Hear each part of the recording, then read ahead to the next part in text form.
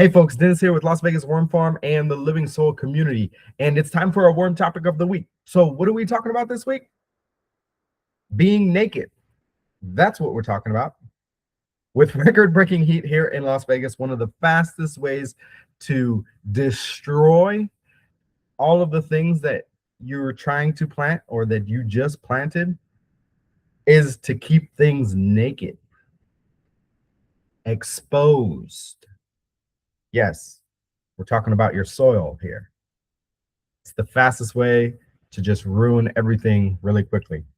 Many gardeners think watering more will solve all of these summer stresses, even though we're in spring, all of these heat problems. But protecting the soil is often the biggest solution. It's usually it's the biggest solution that you could do to protect your investment that you just put into the ground. A simple mulch layer helps soil survive a lot of different things, especially right now with these extreme heat temperatures. It helps with that. It helps with moisture loss. It reduces temperatures of the soil. It prevents the microorganisms in the soil from dying, which will kill your plants. Because if there's nothing in the soil and it's all dead, well, then your plant's going to be dead too. So that's usually like the number one thing that you can do to kind of fix everything. Some people avoid mulch though, especially in hot climates, because they think it just causes more problems.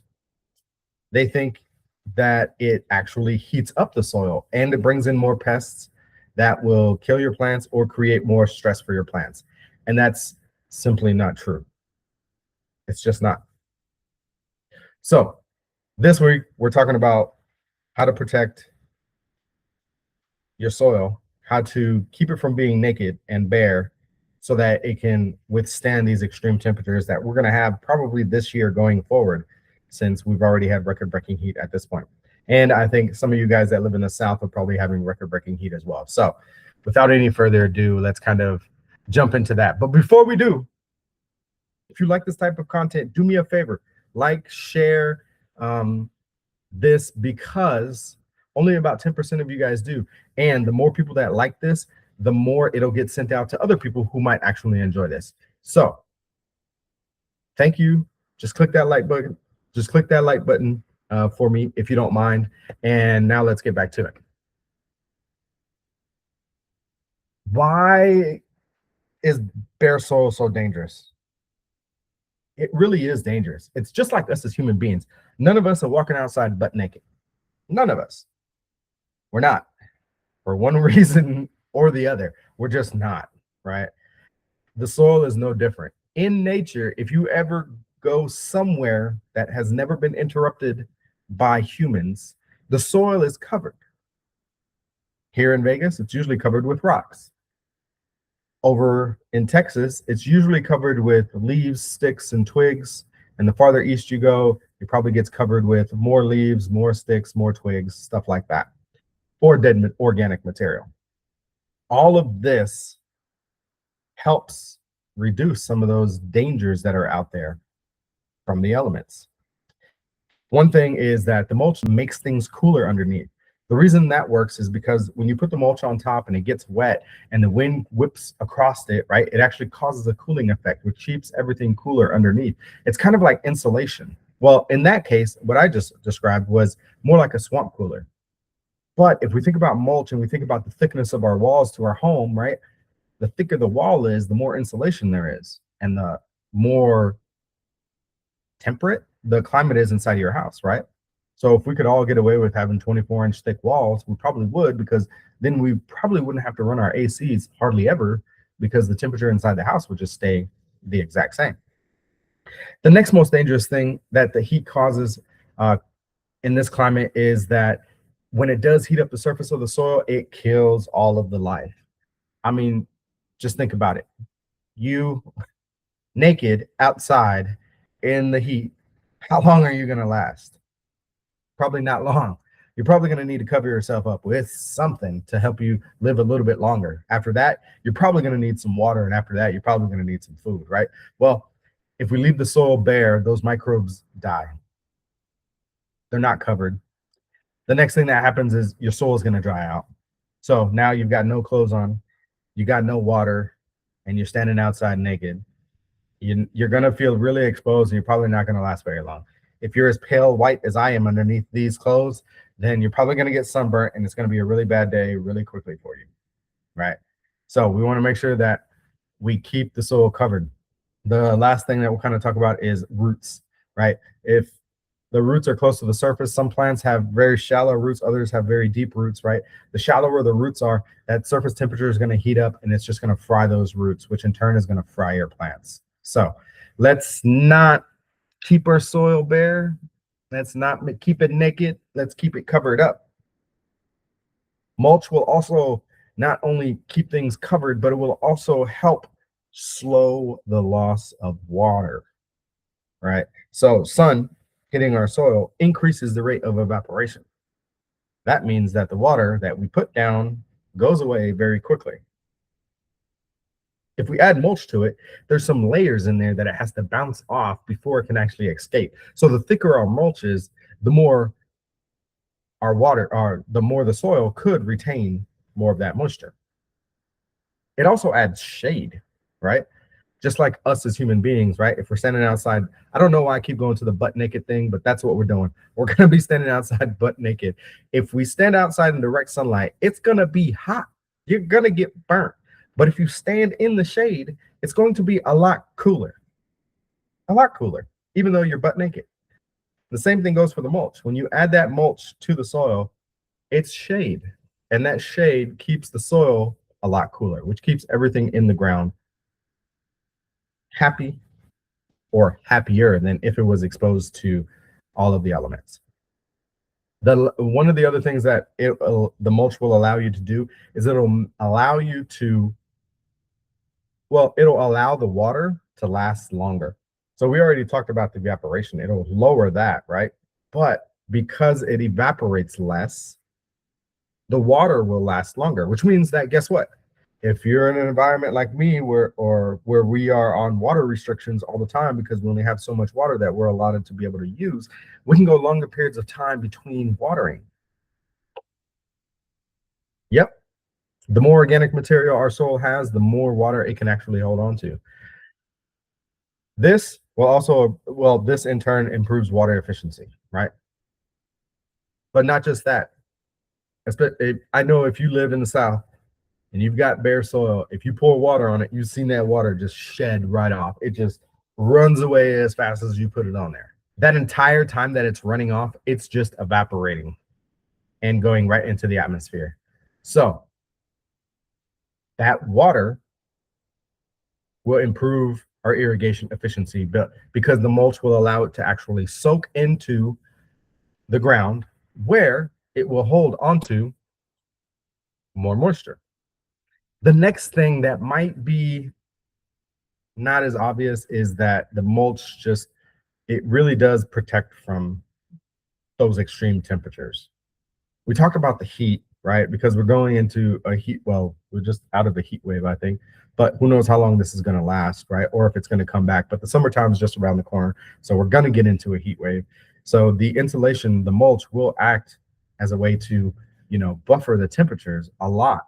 So we see somewhere between a 20 and a 30 degree temperature difference between the top of the mulch and the bottom of the mulch where the soil actually is.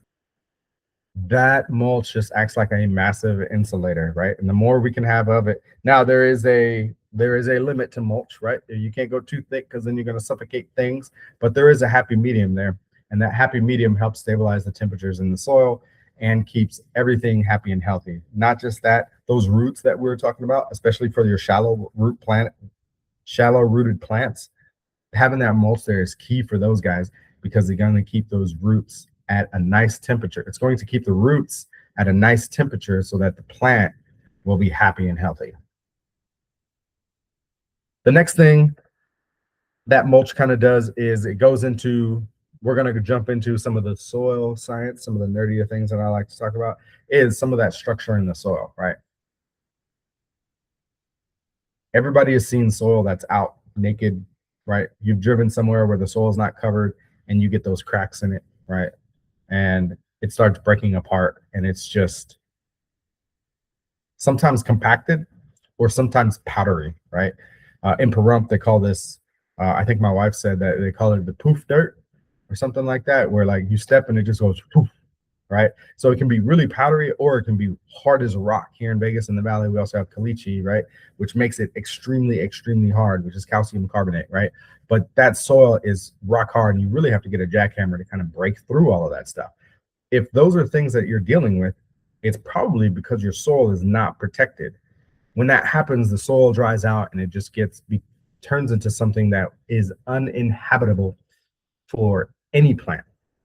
Microbe, roaches, crickets, roly-polies, ants, all those things. They're not going to want to live in those environments because there's nothing there. It's too intense. It's too exposed, right? They want a place that's nice and comfortable. So that mulch provides that protection and keeps the structure of the soil intact so that all of those critters can kind of live inside of there and be happy and healthy. If those guys are alive, they are continuing to break down all of that organic material, aggregate soils, and turn it into something that plants will want to live in, right? Basically, they're gluing sand, silt, and clay particles together so that roots can go down, water can go down, air can flow into the soil, right? All of this aggregation encourages microbial communities in the soil. It also encourages different types of seeds to germinate, right? There's something called a seed bank that we all have in our soils. And when conditions are just right, all of those seeds, well, certain types of seeds will actually germinate and begin to grow.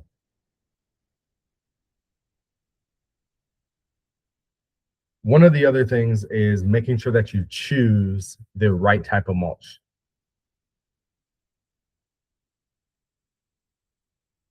There's a bunch of them out there. They all serve a different purpose, right? And we all have access to different ones. I like the stuff that's organic that lasts for quite a long time because I don't want to have to replace it. I don't want it to be detrimental. I don't want it to blow away. And there's a bunch of different other things out there that, like leaves, that I just don't have access to. We don't have a lot of deciduous trees here, right? So it's just not something that I have access to. So you have to use what you have and then kind of pick what you want based upon what you're trying to grow. Sometimes we don't have the ability to pick what we want based upon what we want to grow, right? And that's something that we talk about in the Living Soil community, pairing up the different types of mulches with the different types of plant that you're trying to grow. But just pick something that covers the soil just to keep it covered. In nature covers itself by planting more plants, right? Grass will grow more grass so that it keeps the soil covered all over the place. In forests, the forest will keep the floor covered by dropping more and more leaves on top of each other, right? And those will build up and that will provide a mulch. In the jungle, plants die, they hit the ground, right? And that provides mulch. All of these things are used by Mother Nature to be able to cover the soil, but we have different things at our disposal. Of course, we have wood chips. Of course, we have straw, right? We have leaves, we have compost, we have different types of inorganic things, plastic, landscape fabric. There's that Mylar reflective ground cover, right? That's there. One other thing that one other thing that I left out is Mother Nature also uses plants, right? Like the grasses that I was talking about. We could also use plants. It's called a cover crop. It's just something that we plant there to keep the soil covered, and we can always take it out or cut it down and then plant something else there later. But we just have to be careful with what types of mulches that we're choosing and whether they're going to be friendly to the soil or not so friendly. Here's some simple ways to see if your soil is protected or not.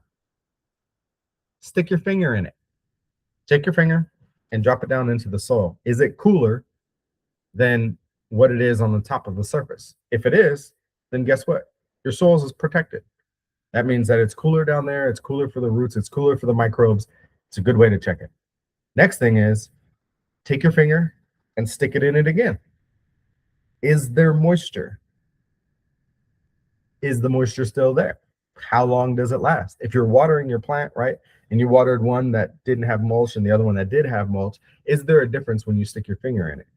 Is there a different, does the moisture last longer in one than the other? If it tends to last for a few days, you're probably protected. On the other one, you're probably not.